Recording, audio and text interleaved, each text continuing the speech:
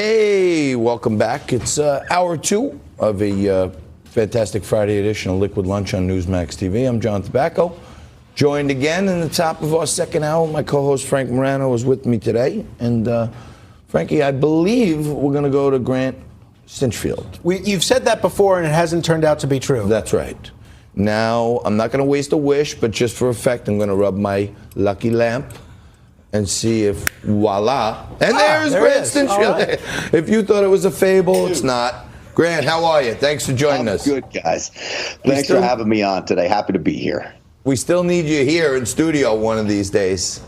I'm dying to come up there, except it's like going into enemy territory up there in New York. So I feel comfortable in Texas. We do appreciate you dressing up for the occasion, though, Grant. That is the perfect Liquid Lunch uniform. All right, Grant. You guys called me early. You're right. And I was going to throw a jacket, so I ran up and got right in the chair. No. That's actually what I'm going to wear in future episodes. Grant, you are the gun guy. You're a longtime advocate of the Second Amendment. One of the things we're seeing is even traditional Second Amendment proponents, people like President Trump, Mitch McConnell, they seem to be leaving the door open for things like red flag laws, background checks. But this has exploded onto the front page this week. Yesterday, or the day before, actually, the decision by Walmart to stop selling certain types of ammunition and then to ask people no longer to bring their open weapons into Walmart. Yesterday, it was Walgreens. Today, the news is that CVS is now asking customers nicely, please don't bring in your open carry gun into a CVS. What's your reaction to all these private sector businesses without any sort of government regulation taking these sort of actions on their own? Well, look, private businesses and these publicly traded companies have the right to make decisions on their own about what they want for their stores. This has been long time and solidified in law. I would argue, now, I'm not a proponent of open carrying anywhere. I carry everywhere I go, and I carry concealed. I don't want anyone knowing what I'm carrying. I don't want to be a target. And so I'm a big proponent of carrying concealed, and I don't want to upset anybody needlessly anyway. So if these companies want to go and ask people not to carry openly, that's fine.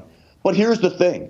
Don't mandate no guns allowed in the store. You got Walmart saying they're not going to sell ammunition and certain types of firearms and this kind of thing. Can I ask Walmart, how do they think that's going to stop the next mass shooting? That is not going to have any effect on crime whatsoever. And again, what we see is this overwhelming theme that they want to target law-abiding Americans.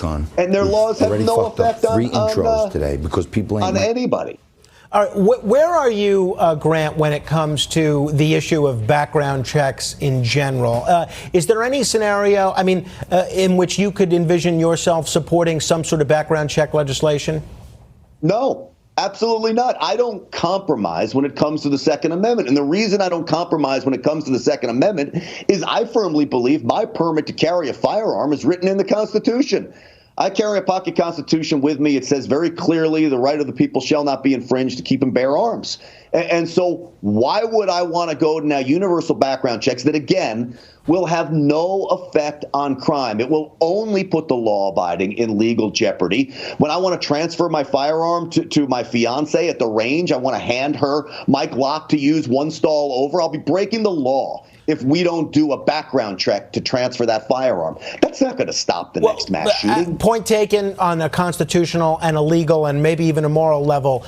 But if someone has a history of, let's say, mental illness, or let's say somebody has a history of spousal abuse or stalking or menacing behavior, isn't there something that should be done to keep those people from getting an AR-15?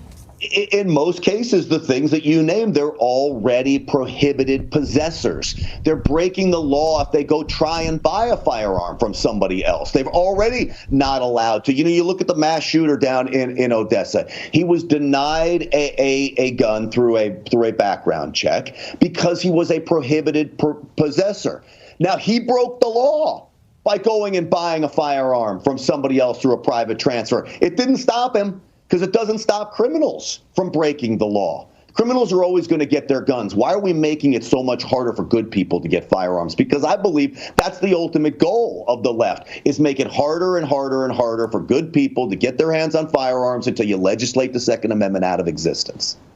Grant, it seems like it almost seems like the private sector is going to start making their own laws, or at least start creating like societal shame on people for walking around with their gun. If they have an open carry and it's the law, can you really discriminate against people for carrying the weapon, which is lawful?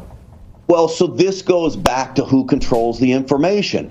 And these big companies are being duped by the mainstream media that somehow is pushing this narrative that everybody's afraid of guns and everybody wants gun-free zones. Gun-free zones are the most dangerous places in America. And these companies that are going down this road are just literally putting their patrons and customers in danger by creating a gun-free zone that a mass shooter is never going to obey. So they fall into this trap that is pushed by the mainstream media and the left, that somehow we've got to ban all firearms, when in the end, the more good people trained to use firearms in public, I promise you, the safer America is.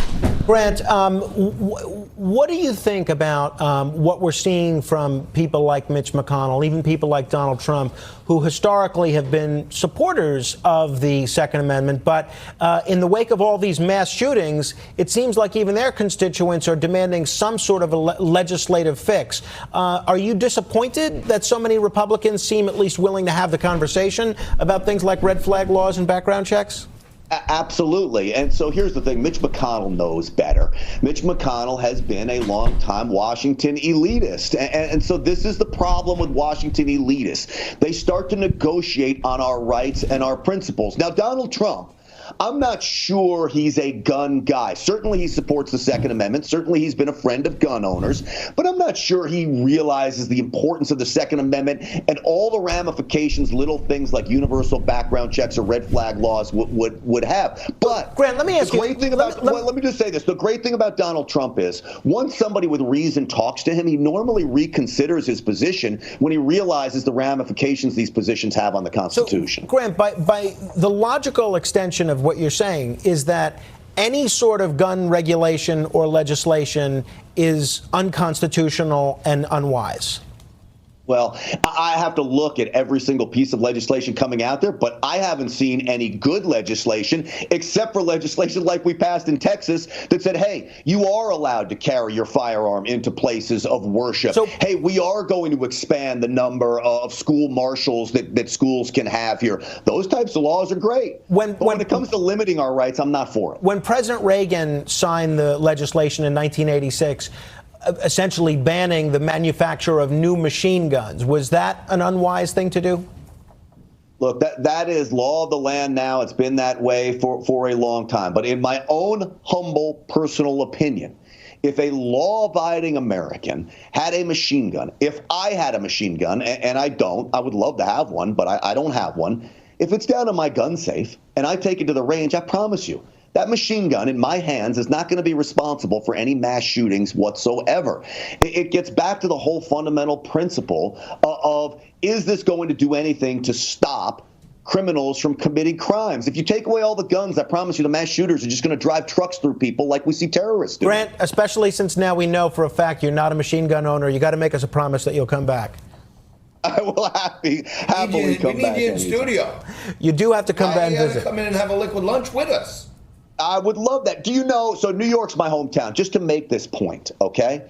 Now, I get death threats all the time, especially when I was working at NRA TV. I carry a firearm to protect myself and my family. You know, my home state of New York does not allow me to bring a firearm to New York. I can't come to your studio with a firearm. I'd be breaking the law if I did. My own home state has told me that I cannot defend myself at home from threats. To me, it's upsetting. All right. Well, unarmed or unarmed, Grant, we'll see you in person very soon. Thank you for joining us on Liquid Lunch. Thank you, fellas. Right there. We'll be back in 3 minutes, approximately. All right, so let's try again to bring in Bill.